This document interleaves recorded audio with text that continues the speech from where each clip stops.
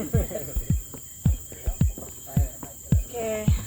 kalau pemirsa Banjarmasin Pos, jadi saat ini kita sedang berada di Kebun Raya Kabupaten Balangan, tepatnya di Kompleks Garuda Maharang, Kecamatan Paringin, Kabupaten Balangan.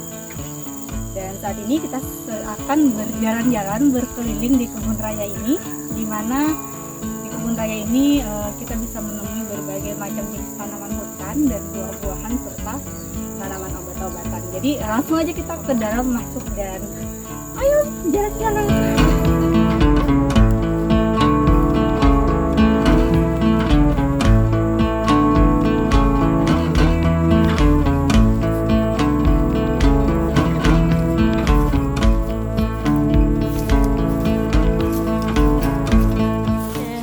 Pemirsa Banjarmasin Pos, ini salah satu zona yang ada di kebun raya, namanya zona ulin. Dan kita bisa melihat secara langsung ulin-ulin yang ada di sini. Usianya itu kurang lebih rata-rata 8 tahunan. Nah, ini bentuknya, dan ini pohonnya. Nah, bisa kita lihat. Jadi ada cukup lumayan banyak sih tanaman ulin di sini. Dan ini nantinya akan diwariskan untuk anak cucu.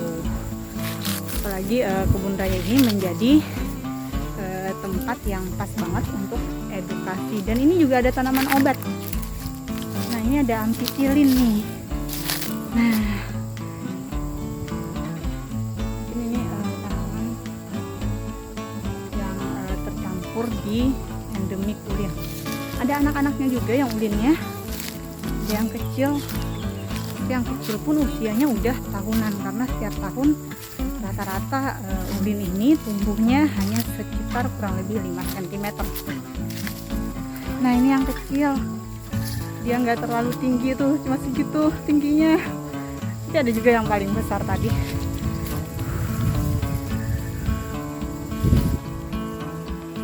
Oke, kita ke zona yang lain lagi, ke zona yang ada zona primata, tanaman primata. Jadi di sana tanaman-tanamannya itu adalah buah-buahan yang biasanya dimakan hewan primata seperti kantan, monyet, atau sejenisnya gitu. Dan selain pohon ulin, di sini juga ada pohon garu. Mana ya? Nah, ini pohon garu. Jadi ada banyak pohon garu di sini. Ada yang besar juga di sebelah sana tadi. Tuh di sana pohon garu yang besarnya. Jadi kalau misalnya kalian mau berkunjung ke sini, pasti tahu dan ngelihat secara langsung gimana sih pohon ulin, gimana sih pohon garu, atau pohon-pohon unik lainnya yang kalian belum pernah menemukan di mana-mana. Dan di sini juga ada tanaman serai wangi. Jadi dia memang cukup wangi, dan ini anti nyamuk ya Pak ya. Oke, jadi kalau tadi kita jalan-jalan di kebun raya, ini kita masuk ke area pembibitan.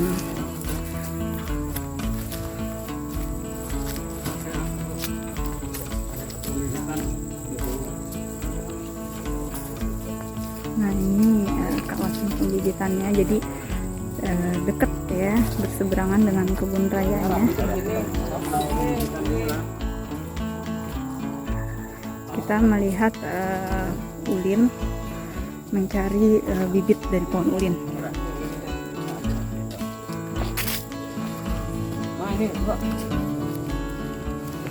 Oh, ini dia bentuk biji ya? Oh.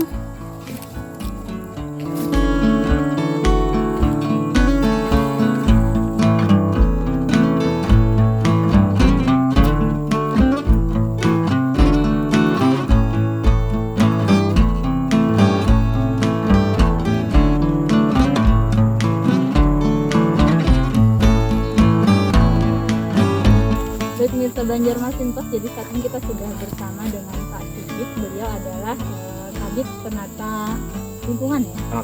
Penataan Lingkungan Dinas Pertanahan dan Lingkungan Hidup Kabupaten Balangan. Dan Pak Sigit ini adalah orang yang ikut mengelola mengelola kebun raya Balangan ini. Pak Sigit, boleh jelasin sejak kapan nih kebun raya ini digaungkan dan sampai saat ini sejauh mana perkembangannya? Ya, terima kasih. Jadi sebenarnya kebun raya Balangan ini sudah mulai kita gaungkan dan mulai kita bangun sejak tahun 2018. Sudah kita bangun, yang dulunya ini masih bidang hutan dan kebun karet. Sekarang sudah kita jadikan seperti yang bisa kita lihat di sini. Nah, saat ini perkembangannya kita sudah rencana awal kan kebun raya ini kita cita-citakan ke depannya bisa untuk ada 5 tujuan sebenarnya. Pertama itu tujuan konservasi untuk tanaman-tanaman endemik asli Kalimantan umumnya dan Balangan khususnya. Terus juga untuk fasilitas pendidikan, dan juga ada juga untuk wisata, dan yang terakhir mungkin untuk jasa lingkungan ya. Dan ini di master plan awal kita, kebun raya Balangan ini sebenarnya memiliki 10 zona tanaman. Jadi itu ada zona tanaman lokal, zona obat-obatan, zona pisang-pisangan, dan sekarang mungkin yang sudah kita wujudkan yang utamanya ada zona yang ulin yang seperti tadi ya. Nah, itulah ya, mudah-mudahan kedepannya bisa kita sampai 10 zona tadi, Mbak.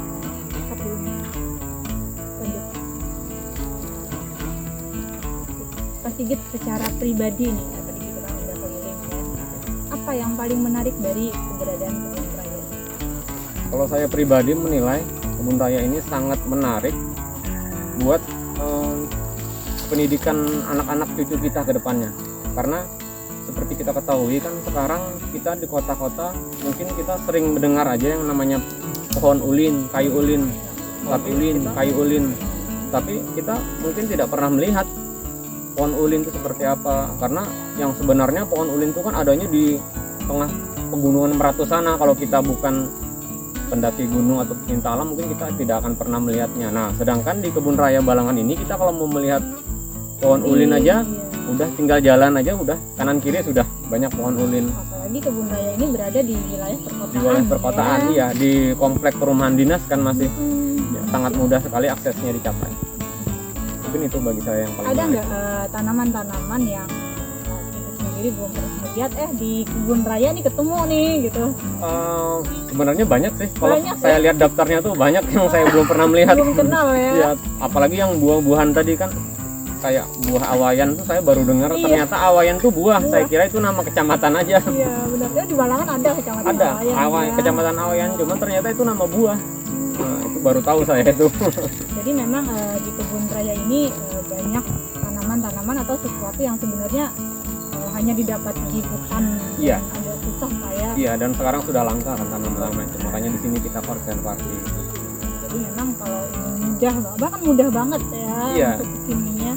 Dan nah, gimana nih Pak cara agar masyarakat atau misalnya pelajar atau organisasi tadi dapat menikmati yang ada di kebun raya ini?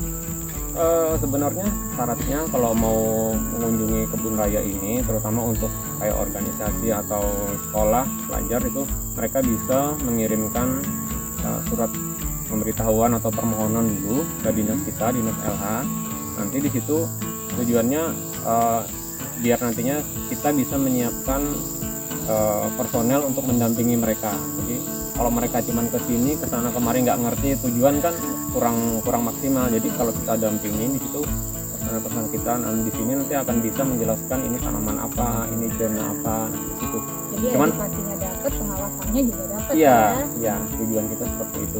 Tapi dengan kondisi pandemi ini mungkin kita lihat lagi lah gimana. Mudah-mudahan asal mungkin tidak terlalu banyak orang mungkin nggak masalah sih.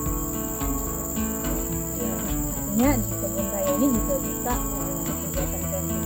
Boleh jelasin Pak sejauh ini gimana nih untuk ketersediaan camping ground ini, fasilitas apa aja juga dari kebun raya yang sementara ini kita memang ada menyediakan camping ground, lokasinya di atas sana.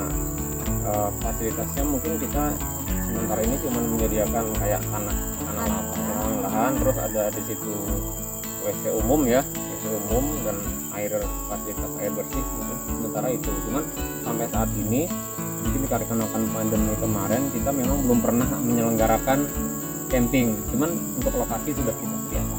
Jadi kalau misalnya ada yang punya camping, coba datang aja ke Oke, DLH, nanti Pak, bisa ya. aja datang ke kita diskusikan seperti apa prosedurnya nanti. Yang fokuskan ke Pak Sigit aja di zoom aja gambarnya. Coba aja Sigit. Pak Sigit mungkin terakhir harapannya nih Pak dari Kebun Raya Balangan. Harapan kita dengan adanya Kebun Raya ini, kita mengharapkan masyarakat pada khususnya di Balangan bisa belajar apa-apa sih tumbuh-tumbuhan yang memang asli endemik di Kalimantan umumnya dan Balangan khususnya. Mereka bisa, dengan mereka belajar itu mereka bisa mengetahui dan akhirnya bisa menjaga lingkungan supaya nantinya tanaman-tanaman tadi tidak sampai punah dan bisa diwariskan ke anak cucu. Dan yang utama kita juga berharap karena Kebun Raya Balangan ini saat ini belum mencapai target sesuai master plan di awal, jadi kita berharap mudah-mudahan ada pihak-pihak lain dari pihak pemerintah maupun pihak lain, pihak swasta yang bisa membantu untuk sokongan agar nantinya Kebun Raya Balangan ini bisa maju sesuai dengan master plan awal tadi ya, minimal seperti kayak Kebun Raya Banua lah minimal, syukur-syukur bisa sampai maju seperti Kebun Raya Bogor. Baik pemirsa Banjarmasin Post, jadi itu tadi perbincangan kita dengan Pak Sigit mengenai Kebun Raya yang luasannya saat ini sekitar 8,2 hektar. 8,2 hektar.